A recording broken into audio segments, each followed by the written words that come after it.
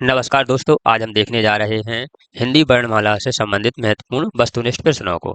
यह है जिसमें हिंदी आती है उसमें आपके लिए अति आवश्यक है, क्योंकि वर्णमाला से ही कोई भी आपकी लैंग्वेज हो शुरू होती है। तो ऐसे ही हिंदी की वर्णमाला आपके लिए बहुत ही महत्वपूर्ण साबित होगी।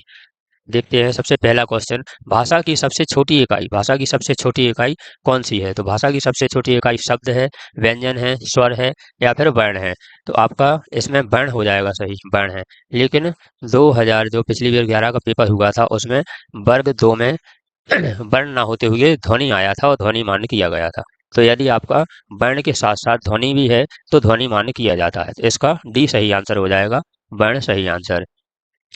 वर्णमाला कहते हैं, वर्णमाला किसे कहते हैं? शब्द समूह को कहते हैं, वर्णों के संकलन को कहते हैं, शब्द गणना को कहते हैं, या वर्णों के व्यवस्थित समूह को कहते हैं। तो वर्णमाला, वर्णों के व्यवस्थित समूह को वर्णमाला कहा जाता है। डी आपका सही आंसर हो जाएगा। प्रश्न नेक्स्ट है, निम्नलिखित में से कंठ ध्वनियां कौन सी हैं? कंठ ध्वनि यानी जो कंठ से बोले जाते हैं, ये आपके क्या होते हैं? अलग अलग अलग अलग भागों में इन्हें बांटा गया है। इनके कई प्रकार होते हैं। इसमें आपकी कंठ ध्वनियां होती हैं, कंठ तालु होती है, मूर्धा होती है, औष्ठ कंठ होती है, औष्ठ होती है, दंत होती है, मूल दंत होती है और नासिका होती है। तो यह पूछ रहे हैं कंठ ध्वनि कौन सी है। तो सबसे पहले जब अपन वर्णमाला को पढ़ते हैं, तो वर्णमाला में जो पहली लाइन होती है वो कंठ से शुरू होती है। देखिए, सबसे पहले इन्होंने ऐसे बांटा है वर्णमाला को, कंठ। कंठ में क्या क्या आता है? छोटा, बड़ा और आहा। इसके साथ साथ ही का वर्ग, का वर्ग यानी का, खा, गा वाली लाइन आएगी और ई आएगा। ये आपकी कंठ ध्वनियां हो जाएंगी। तो इसमें क्या है? का वर्ण का का और खा दिया गया है, इसलिए ए आपका सही आंसर हो जाएगा। और ये वाला आपको चार्ट बिल्कुल याद होना चाहिए। ये ज़्यादा कठिन नहीं है। जो पहली लाइन है कंठ से बोली जाती है, फिर इसकी दूसरी लाइन, तीसरी, ऐसे हम अगले प्रश्नों में दो चार बार देखेंगे तो याद हो जाएगा। इसका आपका ए सही है। प्रश्न क्रमांक 4 देखते हैं, स्थान के आधार पर बताइए कि मूर्धन्य व्यंजन कौन से हैं? मूर्धन्य व्यंजन कौन से हैं? तो हमने ये सारणी अभी देखते हैं। गा घा है आपका, चा और छा है, ठीक है, डा और ढा है, पा और फा है। तो आपके मूर्धन्य व्यंजन कौन से हो जाएंगे? मूर्धन्य देखते हैं अपन, ये वाले मूर्धन्य है। इसमें आपकी ऋषि आएगी और टा वर्ग आएगा और सा आएगा। तो टा वर्ग में आपका टा, ठा, डा, ढा आएगा आपका। तो इसमें इसमें दिया गया है डा और ढा। सी सही आंसर हो जाएगा। डा और ढा आपके कौन से हैं? मूर्धन वर्ण है। हमने आपको कहा ये वाला चार्ट धीरे धीरे अपने याद हो जाएगा। इसका सी सही है। प्रश्न क्रमांक 5 है, निम्नलिखित में अल्प प्राण वर्ग कौन से हैं? अल्प प्राण कौन से होते हैं? तो इसके लिए शब्दों को अलग अलग विभागों में बांटा गया है। अल्प प्राण देखते हैं, ये वाली सारणी। इसमें आपका ये लिखा है अघोष व्यंजन, अघोष, सघोष, सघोष, सघोष। यानी यदि अपन इसके नीचे लिखा है अल्प प्राण, महाप्राण, अल्प प्राण, महाप्राण और अल्प प्राण, मतलब पहला, तीसरा और पांचवा।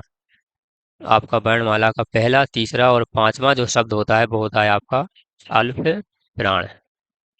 अल्प प्राण होता है। इसके बाद आपका दूसरा और चौथा होता है महाप्राण। महाप्राण होता है। तो इसमें क्या पूछ रहे हैं? अल्प प्राण। अल्प प्राण यानी पहला, तीसरा और पांचवा वर्ग का। तो हम देखते हैं पहला, तीसरा, पांचवा, ये का और गा, ये पहला है, ये तीसरा है। इसका भी सही आंसर हो जाएगा। इसके साथ साथ ही आपके जो आपके अल्प प्राण होते हैं उन्हें अपन अघोष भी कहते हैं। अल्प प्राण को क्या कहते हैं? अघोष। अघोष व्यंजन कहलाते हैं। और जो महाप्राण होते हैं आपके, वो क्या कहलाते हैं? सघोष।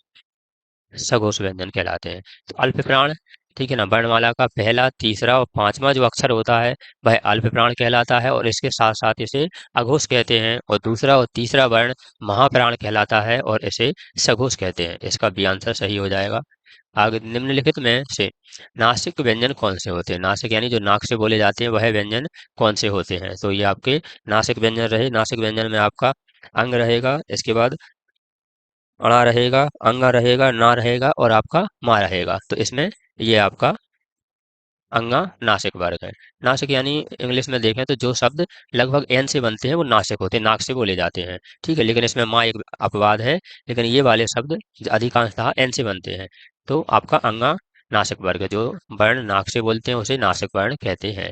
ए आय वर्ण क्या कहलाते हैं? नासिक कहलाते हैं, मूर्धन्य कहलाते हैं, औष्ठ कहलाते हैं या फिर कंठ तालु कहलाते हैं? तो देखिए ये वाली सारणी में हम देखते हैं, ये लिखा है आपका कंठ और तालु। ए और आई क्या कहलाते हैं? कंठ तालु। कंठ तालु ये लिखा है, कंठ तालु व्यंजन कहलाते हैं। डी सही आंसर, ए आई कंठ तालु व्यंजन कहलाते हैं। प्रश्न अगला देखते हैं, हिंदी वर्णमाला में आयोगवाह अक्षर कौन से होते हैं? तो आयोगवाह कौन से होते हैं? आ ई उ ऊ या फिर अंग अहा। तो आपका आयोगवाह अंग अहा कहलाते हैं। आयोगवाह अंग अहा कहलाते हैं। डी सही आंसर। प्रश्न क्रमांक 9, निम्नलिखित में बताइए कि किस शब्द में द्वित्व व्यंजन है? किस शब्द में द्वित्व व्यंजन है आपके? पुनः में है, इलाहाबाद में है, दिल्ली में है या उत्साह में? द्वित्व का मतलब है दो व्यंजन एक से ही, तो इसमें ला और ला ये आपका द्वित्व व्यंजन है, तो डी सी सही आंसर हो जाएगा। प्रश्न 10 देखते हैं, सा हा कौन से व्यंजन कहलाते हैं? त्रिकल्पी व्यंजन, स्पर्शी व्यंजन, संघर्षी व्यंजन या फिर संघर्षी या स्पर्शी व्यंजन? तो यह कहलाते हैं संघर्षी व्यंजन। इसमें जो हवा है ना, जो बाहर की तरफ निकलती है मुख से, उन्हें हम संघर्षी व्यंजन कहते हैं। तो आपके सा हा ये बाहर को हवा देते हैं, तो ये संघर्षी व्यंजन कहलाएंगे। प्रश्न क्रमांक 11, निम्नलिखित में बताइए कि नवीन विकसित व्यंजन कौन से हैं? जो नवीन विकसित ध्वनियां हैं वो कौन सी हैं?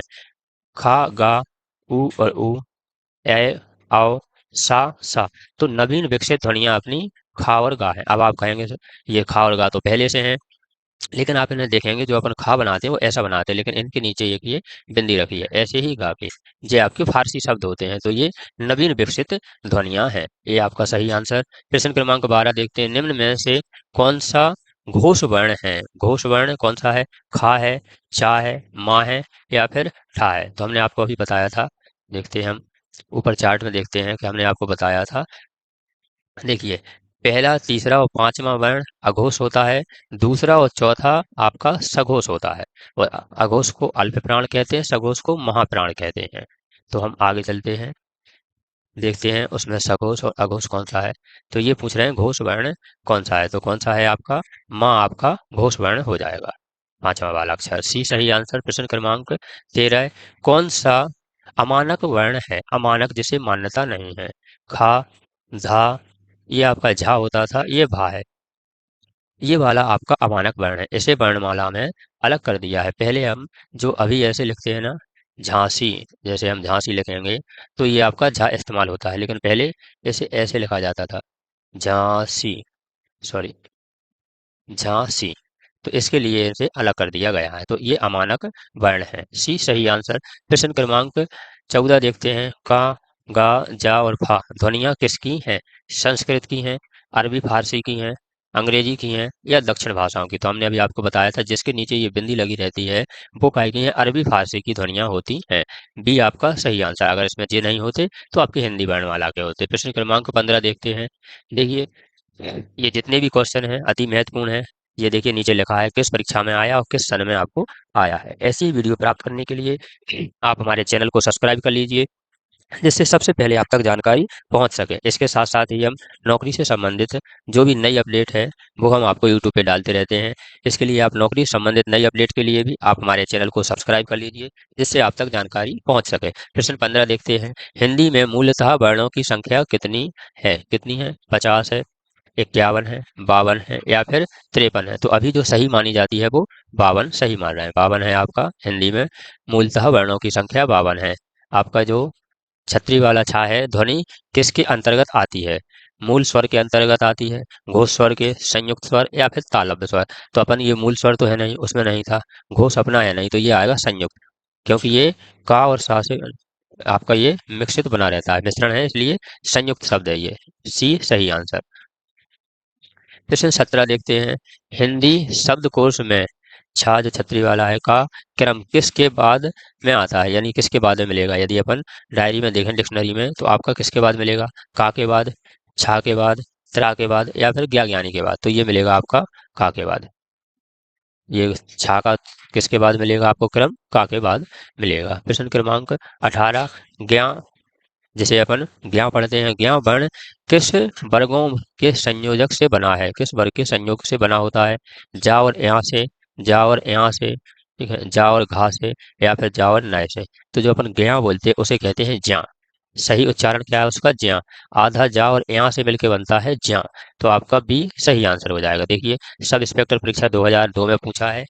ये जितने भी क्वेश्चन हैं पूरे आपके लिए अति महत्वपूर्ण प्रश्न हैं। अघोष वर्ण कौन सा है? हमने आपको बताया था अभी। पहला, तीसरा और पांचवा, दूसरा और चौथा, इसे अपन कहते हैं अघोष और इसे कहते हैं सघोष। तो कौन सा है आपका? पहला, तीसरा, पांचवा। का है, जा है, सा है और सा है। तो आपका डी सा सही आंसर हो जाएगा।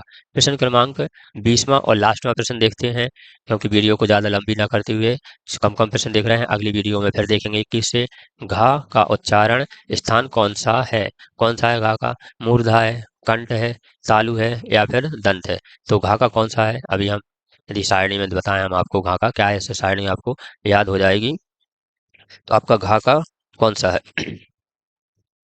हम ये देखते हैं, ये कंठ वाले हैं, ये कंठ तालु वाले हैं। ठीक है, तो ये आपके शब्द होते हैं। तो अपन पूछ रहे हैं वो घा का कौन सा स्थान है। यहाँ अपन अगर देखेंगे, आ बड़ा और इसके बाद ही आहा और का संपूर्ण वर्ण और आपका साथ ही हा। तो का, आपका खा, गा और घा। तो काय में आएगा? कंठ में आएगा। तो अपन ये क्वेश्चन देख रहे थे, इसका आएगा आपका, तो घा का कौन सा हो गया? कंठ। क्योंकि ये कंठ वाले में का के सभी वर्ग, का वर्ग के कंठ वर्ण होते हैं। घा कंठ में आएगा। बी आपका सही आंसर है। ऐसी ही वीडियो देखने के लिए आप हमारे चैनल को सब्सक्राइब कर लीजिए। वीडियो अच्छी लगी हो तो लाइक शेयर कमेंट करें।